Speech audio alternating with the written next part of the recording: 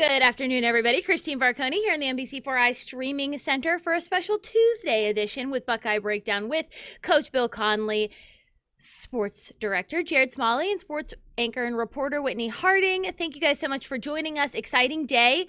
Obviously, the Buckeyes are traveling to Illinois to play this week, but also tonight the playoff rankings come out for the first time. And it's Taco Tuesday. And when you add all those things together, I'm not cooking.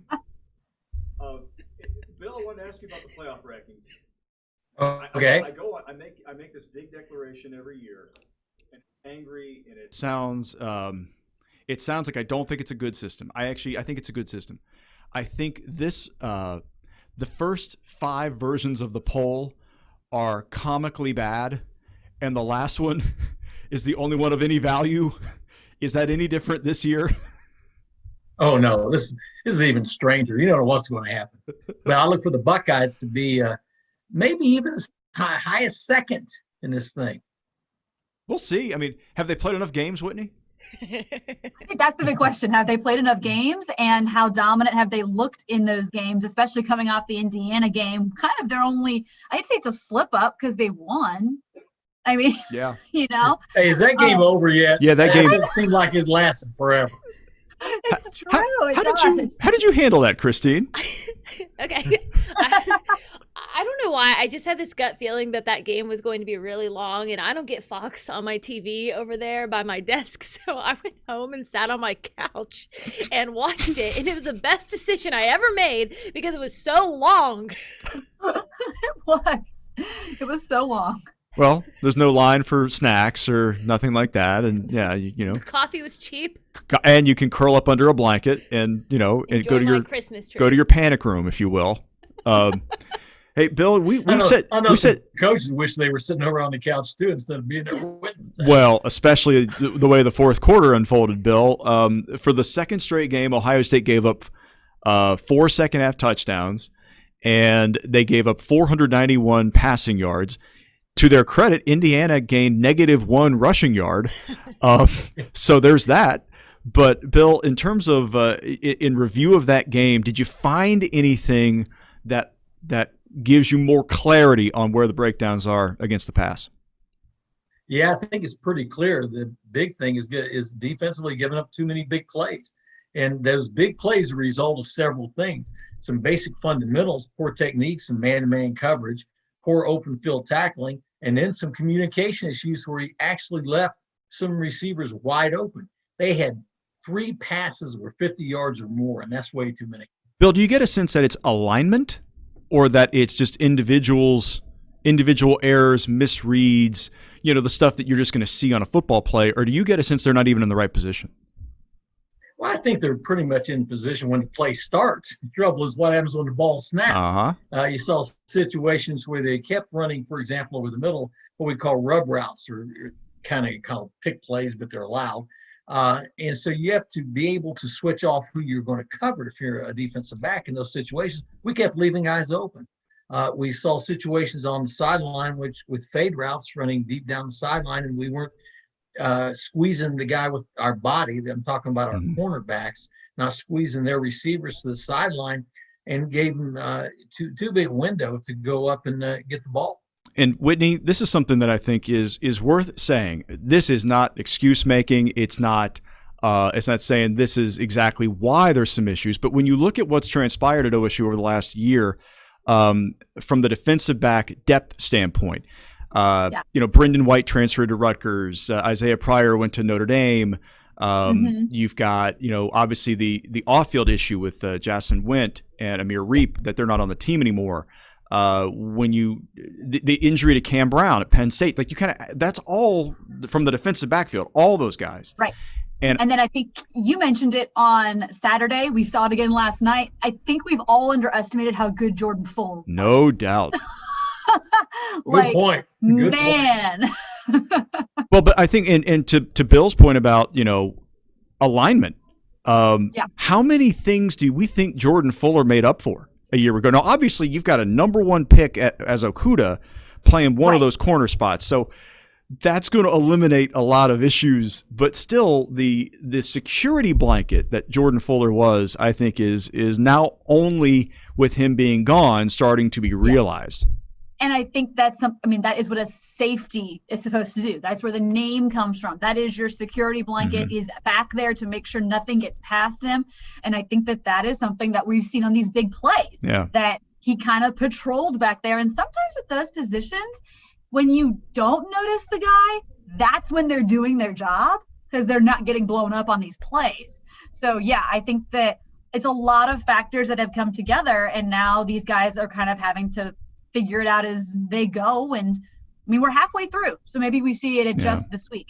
Hey, Bill, speaking of the rest of the defense now, when you go back and look at it, they're playing pretty well. I mean, up front, they're getting a lot of pressure. Absolutely. Pro Football Focus College this morning released a ranking system. And, obviously the way that they rank, the way that they go for and rate all the games, and they break down individual tapes and players, and they have scouts that kind of do the numbers. Well, obviously that wouldn't necessarily align with every coaching staff in America, but the way that they do it, not only is Jonathan Cooper the number one ranked Buckeye by his performance this year, he's the number one ranked defender in the Big Ten this year. Wow. He's had by their metrics of how they grade him on every play, he's winning 90% of his plays.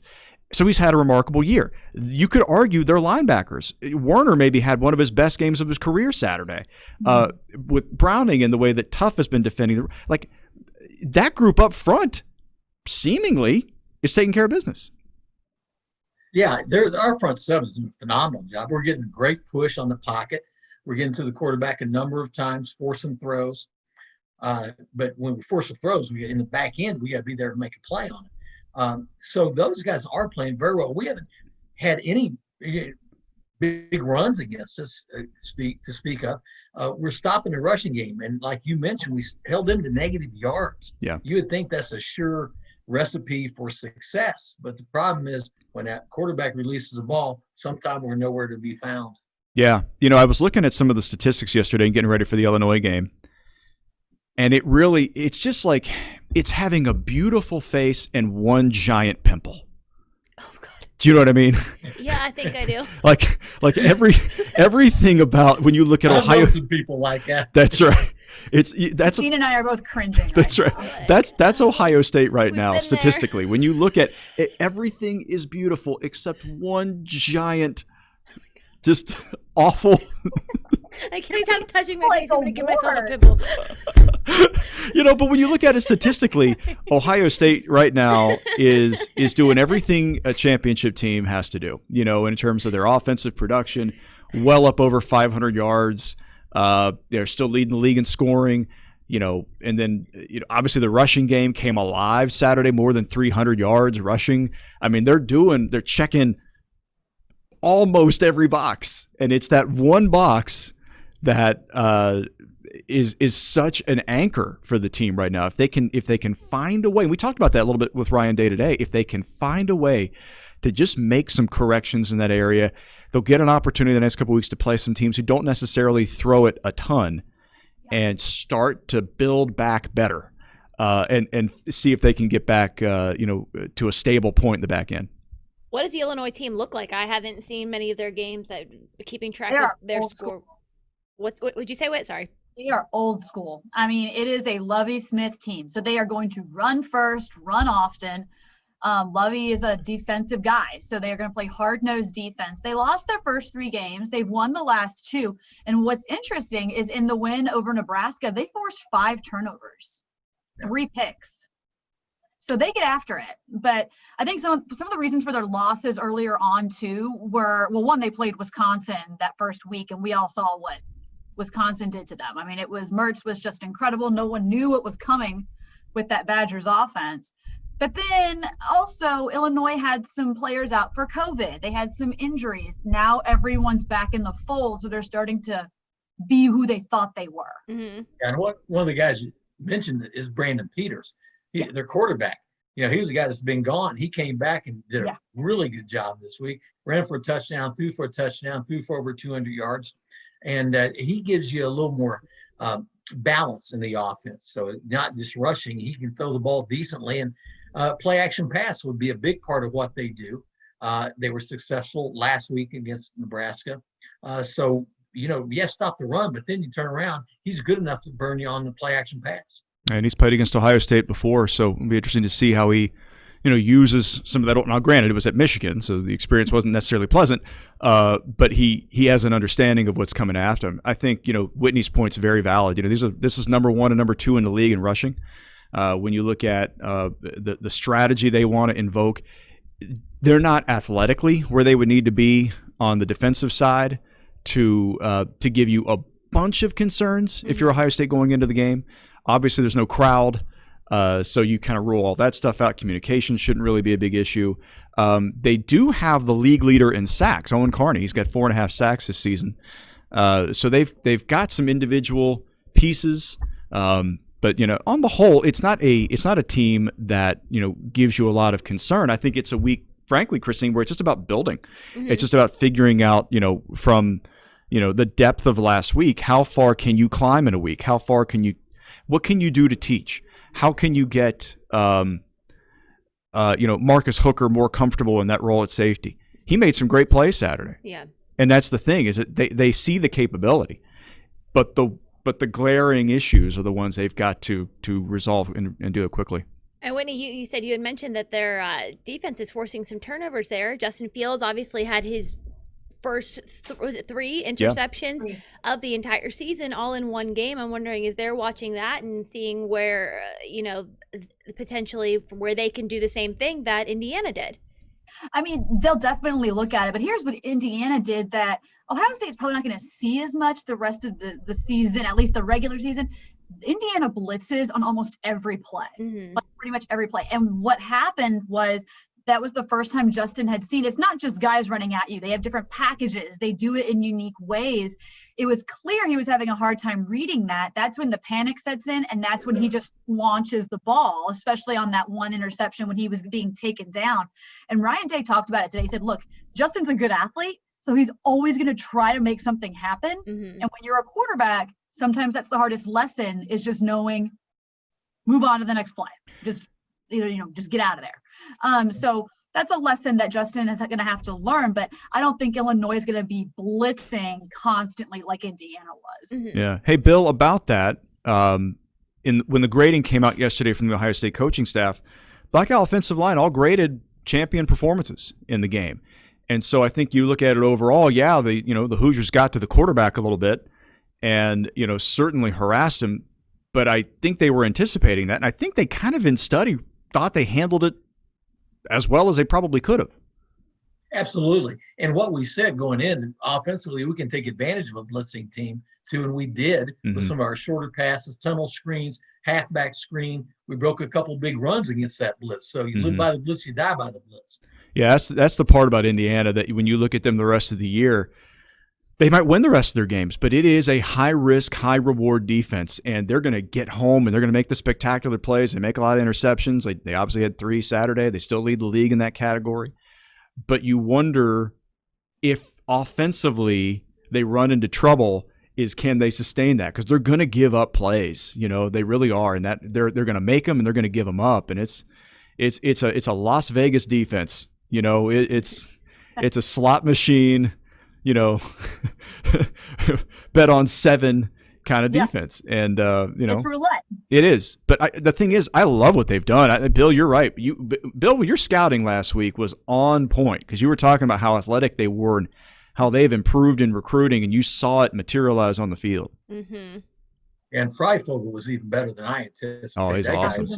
He's the Big Ten Offensive Player of the Week. Yeah. 2 weeks in a row. 2 weeks in a row. Yeah. You could argue, obviously Ohio State's got, 2 unbelievable wideouts in Olave and Wilson, and you wouldn't trade them for anybody. But you could argue the best 2 receivers in the Big Ten this year are both in Indiana. Freifogel and then Bell from Purdue, who has just been a monster. Yeah. Are there, is Freifogel and their quarterback there, are they both seniors, or they have more time to play? Penix is he a redshirt sophomore? He's, I think, a junior in eligibility. He only played 2 years. Yeah. Yeah. And I'm just curious for the future of their program because I was super impressed watching them. Oh, they're going to be good for a while. Gorgeous throwing. It's been amazing watching since Tom Allen took over that program when Kevin Wilson came to Ohio State to be the offensive coordinator, kind of what they've done. And really that program very much is Tom Allen. So when he started as the head coach, he built that defense. And that is kind of where it started. And then over the last 2 years or 3 years, he started to bring in the athletes. And last year when I covered them, he said, we need explosive plays. You've seen that final kind of step this year, and that's how the program has been built. Yeah. Hey, Bill, let me ask you a question about Illinois in particular. When you talk about Lovie Smith and his trajectory as a coach and what he's tried to build at Illinois, they've started to take some steps, right? Like they have shown they had a phenomenal win last year against Wisconsin at home, and it was a big turning point, it seemed, for their program. Now, obviously, this year they're 2-3, but when you look at performances, you look at the big win they had at Nebraska, they're showing more moments that are reflective of a team that wants to be in the thick of the Big Ten race.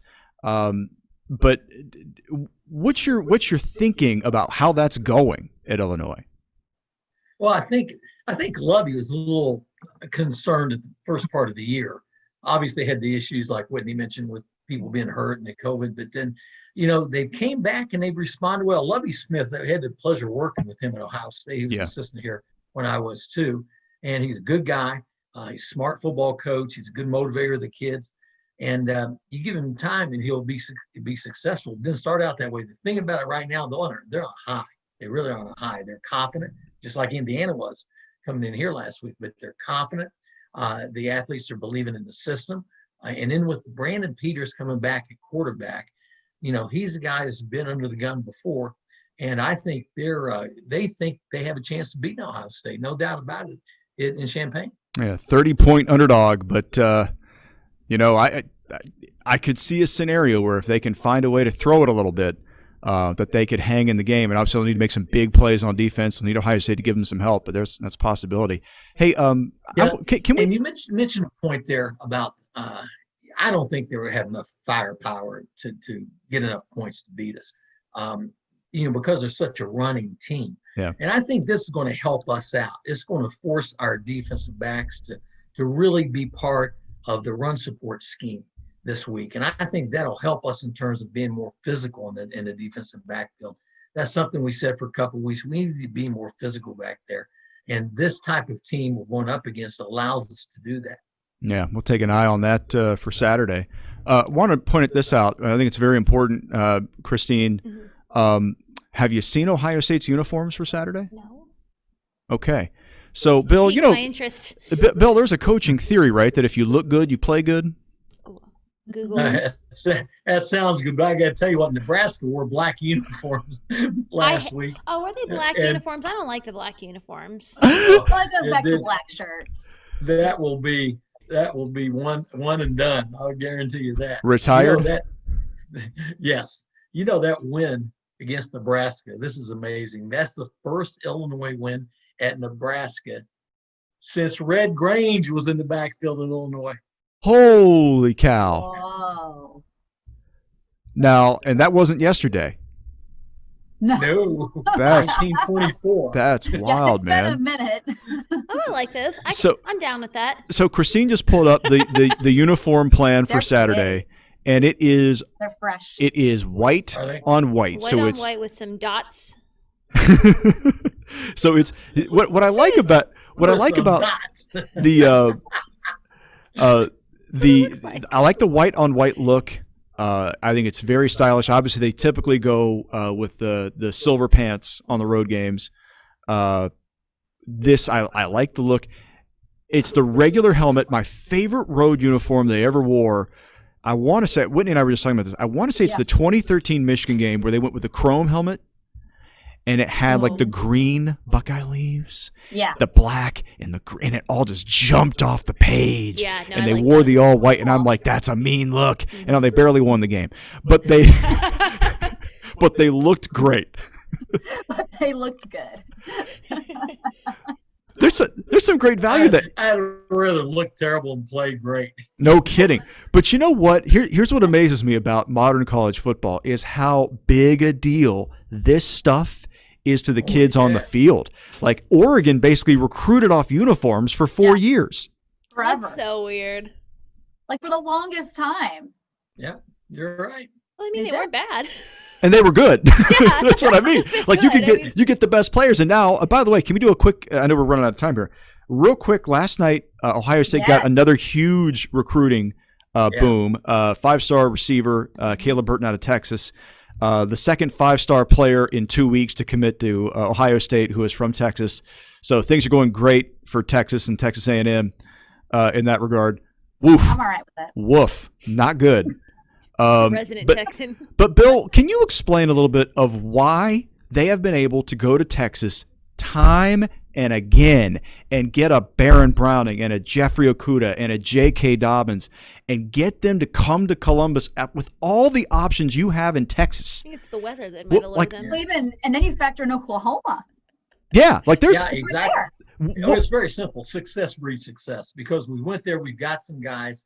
They've had some success. And then they plan on Sunday afternoon, and therefore it's a chance for a young man to come and make an impact in a place with guys he already knows. The best recruiting is when the players go back home and tell other guys in the area they're from how great it is at Ohio State. Yeah. And that's exactly what's happening. And this guy's special. You know, he's about 6 foot tall, not real big in weight, but man, he can go up and high point the football and things like that. And we kind of knew that was going to happen. There'll be another big recruit because Uhr's when he committed, he said there's going to be more from Texas. Yeah.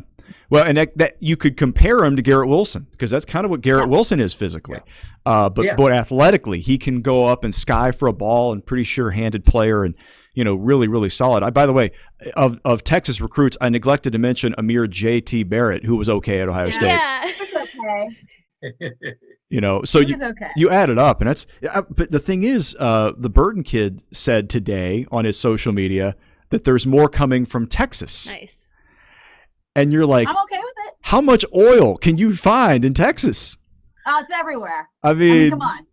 From what I understand, it's gold. I mean, have you seen the houses there? Some of them. Good night. So yeah, that's. You know what? Tom Herman hates to open up the sports page every morning. Oh my gosh, man! Yeah. And you worry about, like, if you're a Texas-based coach, how do you look at your alumni base who are asking you, why are you not getting better? Matthew McConaughey, and you see the recruiting. Happy. Matthew. Well, he's what he is. He's all right. No, and I think, Jared, it kind of goes back to what you were saying about Oregon and what aren't Oregon you? did with the jerseys. And that kind of all started when social media became a huge thing.